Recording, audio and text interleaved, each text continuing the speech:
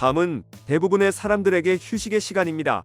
그러나 누군가에게는 또 다른 근무의 시작이기도 합니다.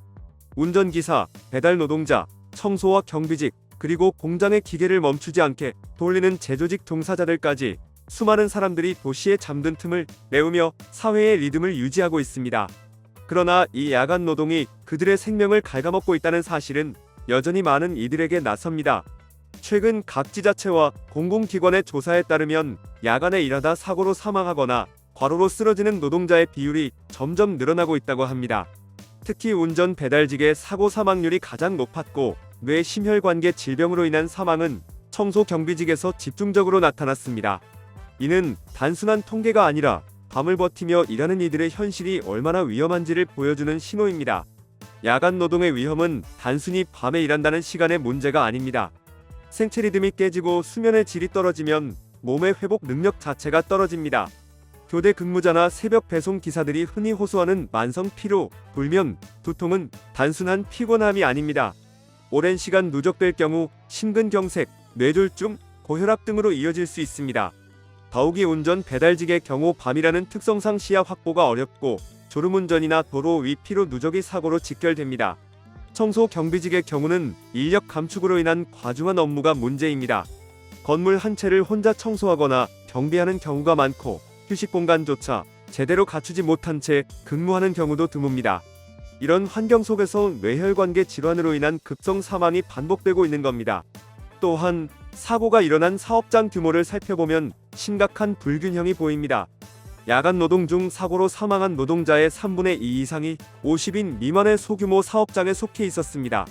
대기업에 비해 안전관리 시스템이나 응급대응 체계가 미흡한 곳이 많습니다.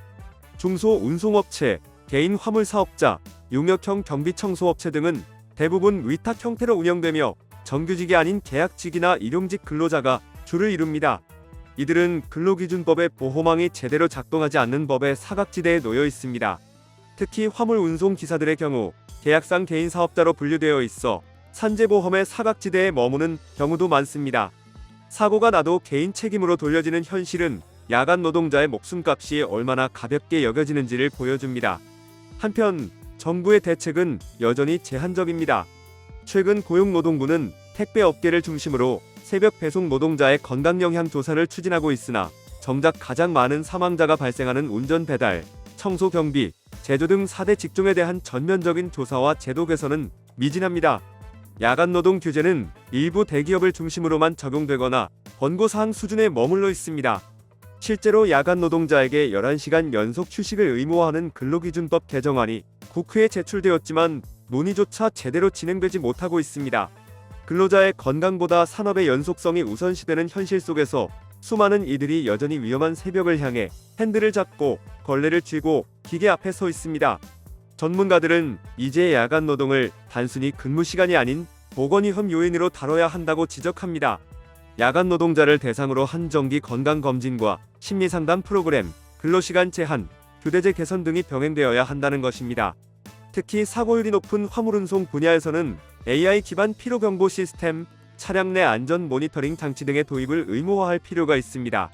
청소 경비직 근로자에게는 야간 휴게 시간을 보장하고 건물주나 용역업체가 법적 책임을 지는 구조로 바꾸는 것도 중요합니다.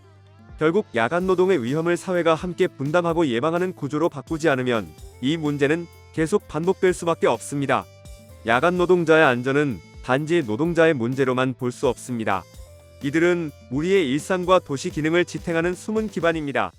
새벽에 도착한 택배, 깨끗한 아침 거리, 밤새 생산된 제품 모두 그들의 노동 위에 존재합니다.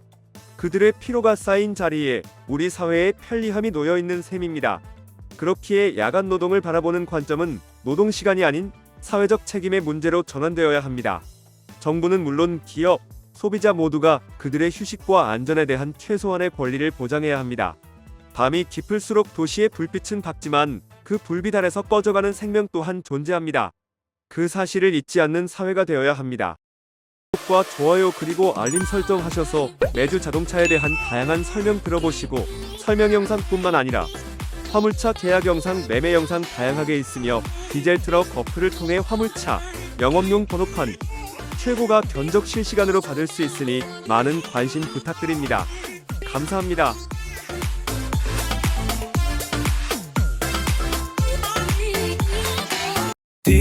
디지털 턱 중고 트럭은 디지털 턱 노란 넘버는 디지털 턱 주소 면허는 디지털 턱 트럭 상담은 디지털 턱 상담 문의는 1644 9779 상담 문의는